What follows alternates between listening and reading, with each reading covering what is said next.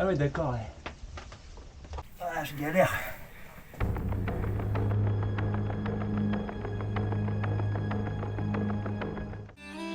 La rando légère, la tanière de JR.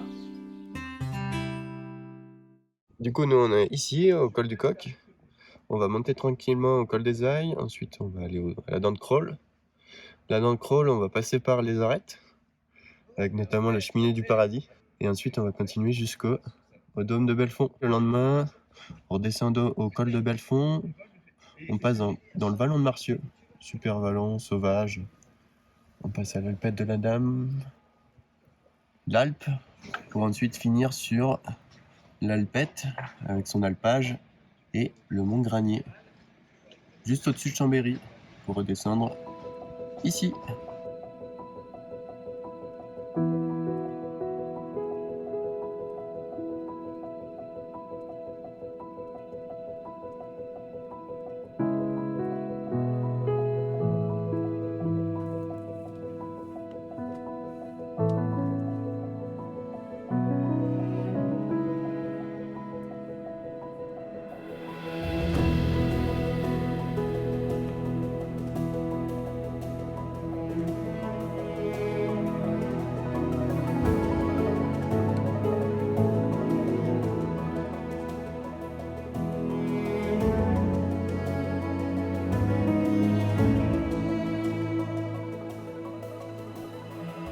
Tout à l'heure, je te parlais du massif de la Chartreuse où on est, qui est un massif très calcaire, donc un mélange de calcaire et de marne, des couches alternées. Et le calcaire, c'est très poreux en fait. C'est une roche qui se dissout avec l'eau de pluie, comme on peut le voir sur les ruissellements là, et ensuite l'eau qui s'infiltre. Et donc on a tout un terrain de jeu pour la spéléo à l'intérieur. Et notamment là, on a une entrée. Donc l'entrée, elle va rejoindre le trou du glas qu'on a vu ce matin. Là, on peut aussi aller de l'autre côté Grésivaudan, mais également au cirque de Saint-Même, où là, on a encore une autre sortie avec encore une belle galerie.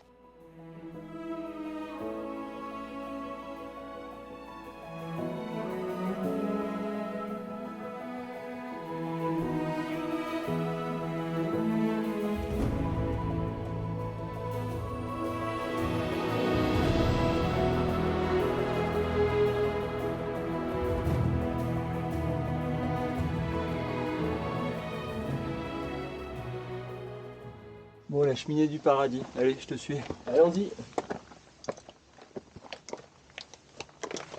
Alors, est-ce que cette cheminée porte bien son nom? Ah ouais, d'accord, ouais. Il bouge un peu celui-là, mais il est là pour caler ensuite, pour caler les pieds. Simple comme un lundi.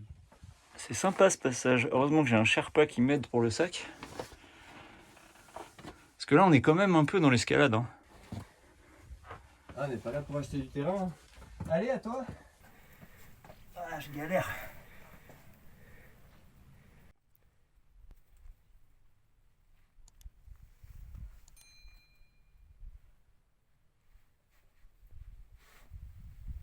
Allez.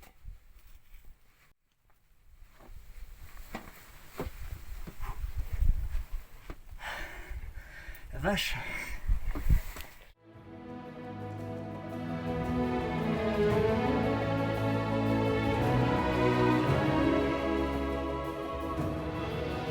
Là, tu vois, c'est ce que je te disais, les fausses myrtilles, qu'on appelle également les bleuets. Donc, ça se mange aussi, mais c'est un peu moins bon. Et à l'intérieur, en fait, c'est translucide.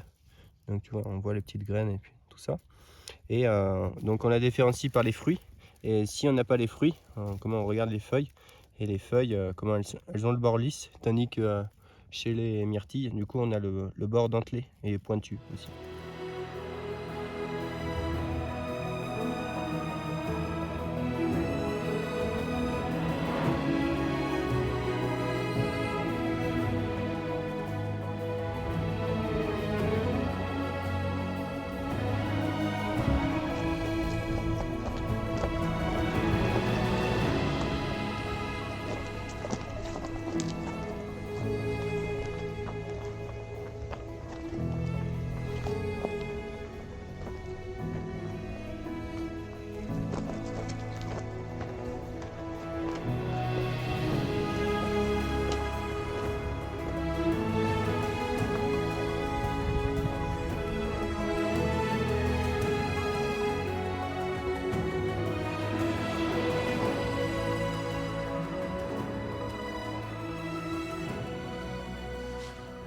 encore un bel endroit avec une vue à 360 degrés. Donc c'est là qu'on va bivouaquer, juste derrière. Je suis avec Thomas, on est en train de faire la traversée des hauts plateaux de Chartreuse, c'est magnifique, on est parti ce matin, on est monté jusqu'à la dent de Crolles, ensuite on traverse tous les plateaux. Alors pour cette première journée, Thomas m'a réservé un programme assez sympathique, on a fait beaucoup de hors-sentiers, il m'a fait passer dans des trucs, on a fait de l'escalade, on est passé dans des endroits où il n'y a personne qui passe, c'était juste très très beau. Là on va bivouaquer dans un endroit mais qui est également lui aussi très très beau, et puis demain donc on va descendre, il y a cette petite crête qu'on voit, on va descendre sur les plateaux, on aperçoit là-bas les prairies, et puis tout au bout on aperçoit le granier qu'on va monter demain, et on va redescendre, et puis ça sera la fin de cette petite sortie de 2 jours avec bivouac. Donc vraiment très beau, je ne connaissais pas du tout la Chartreuse, donc je suis très content de découvrir d'autres paysages et ça fait très plaisir d'être là. Ça fait plaisir aussi de marcher avec un accompagnateur en montagne, si vous avez l'occasion un jour, mais faites-le parce que vous apprendrez plein de choses sur tout, la faune, la flore, la géologie, surtout que là sur les plateaux de Chartreuse, il y a plein de choses à apprendre. Donc ça c'est vraiment très chouette et ça fait bien plaisir. Je crois que pour la soirée, parce que là Thomas est redescendu chercher de l'eau un peu plus bas, même beaucoup plus bas, et parce qu'on va peut-être avoir soif ce soir parce qu'on va manger une raclette. Donc je vous dis pas le poids de mon sac, j'ai porté le sac là de la nourriture. J'ai senti, je sens la différence quand même. C'était pas évident de porter tous ces kilos en plus, le sac il est rempli parce que je crois qu'on a la quantité pour le repas. Donc on va bien reprendre des forces. Ça demande une 30aine de kilomètres, mais ça va être super.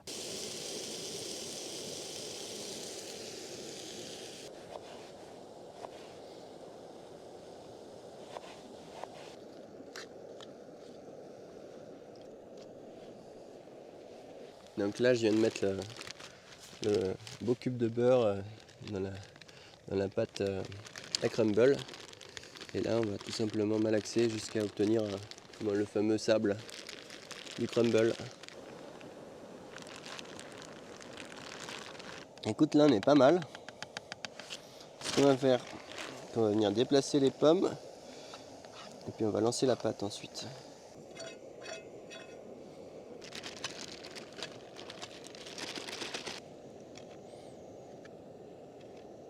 On va attendre du coup. On va venir chauffer, gratiner en dessous. Ensuite on retourne en fait. Et on va faire un peu toutes les faces.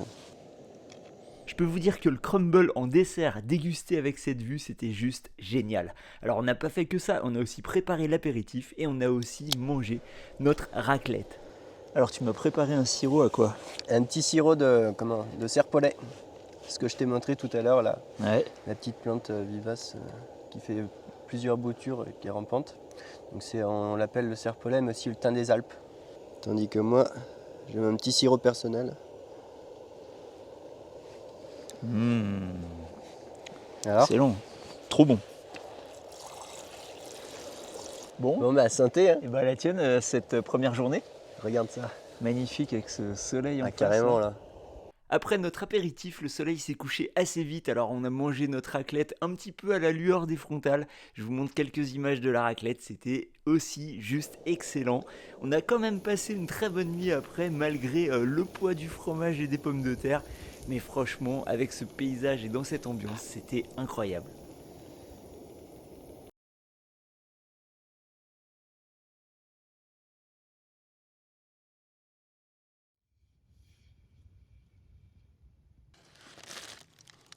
Bah écoute, t'as pas trop ronflé. Hein. Pas trop. Du moins j'étais à l'écart. Je t'avais conseillé, ouais. Pas eu trop froid? Ça va. Un petit peu de vent quand même tout au long de la nuit. Ouais. L'emplacement était aussi peut-être un petit peu exposé au vent, non? Non, à peine. À peine. Non mais attends, se réveiller avec ça le matin, ça n'a pas de prix.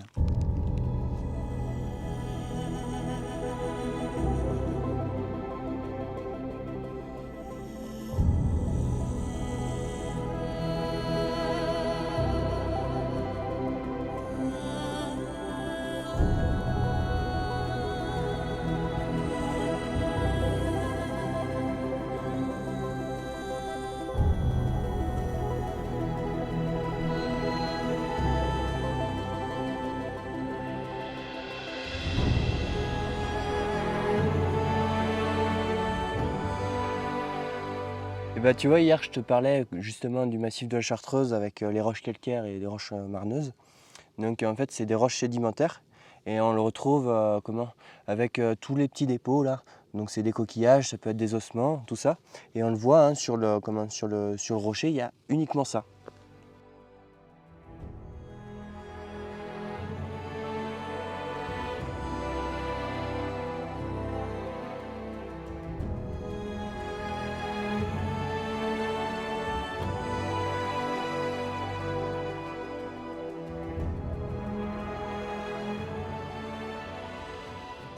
Il nous reste 3 morceaux de fromage, on a bien fait de les garder. Hein. Et 3 patates. Et 3 patates. 100 patates. On va se faire un repas de midi là. On a fait 14 km ce matin depuis notre lieu de bivouac. Et on est pas mal. Hein. Ouais, pied du Mont Granier. On a trouvé un resto là. Ah attends, tu vas mettre de l'huile d'olive peut-être avant. Je vais baisser un peu le gaz. Mais il reste de la charcuterie en plus. Mais... Oh. Ah, regarde ça. Non mais c'est génial. Moi je veux des repas comme ça à toutes les randos. Est-ce que c'est compatible avec le fait de randonner léger? Dis-moi. Bien sûr. Ouais. Tu sais pourquoi? Non. Plus ton sac il est léger, plus tu peux emmener de nourriture. Ben ouais, c'est vrai ça. Plus tu te fais plaisir ensuite. Et ben c'est le principe du coup de la randonnée légère, pouvoir emporter un objet. Un vrai couteau par exemple. Un vrai couteau. Hein, comme ça tu me piques pas le mien. Non mais je peux couper avec le mien. Hein. Et l'avantage, il est toujours dans la poche quoi. Ouais, ça c'est sûr. Mais regarde, ça coupe très très bien. Hein. Est-ce que ça te dit, on se fait une première session raclette? Ouais. Et la deuxième session on fait chorizo et bleu. Allez. On va bien manger. Ah, bon, on va bien avancer je pense avec tout ça. Bon du coup. Allez, je vais mettre du fromage. Hop, un petit sirop de serpolet. Et bah allez, santé hein, à cette traversée. Ah ouais. C'était bon l'huile d'olive? Ah ouais, c'est trop bon. Non mais c'est délicieux ton truc au serpolet.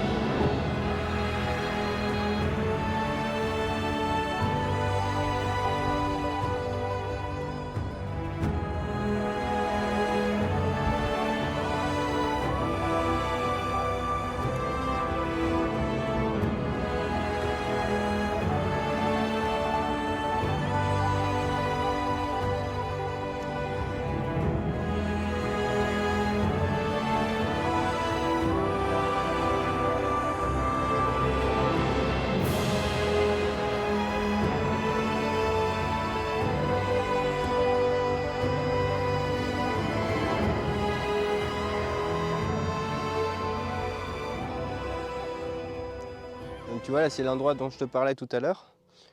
Comment il y a un risque d'effondrement en fait de la falaise où il y a la croix justement. Donc ça fait une grosse fissure et en fait comment ça fait comme un surplomb et du coup la croix est juste au-dessus de ce surplomb.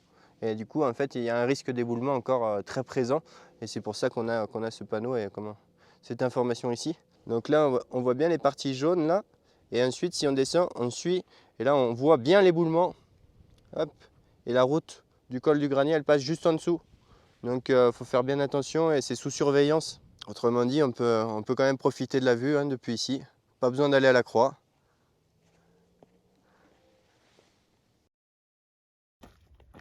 Et c'est dans cette descente de 1100 mètres de dénivelé depuis le Mont Granier que se termine notre aventure. Merci Thomas, merci à vous d'avoir regardé cette vidéo et je vous dis à très bientôt.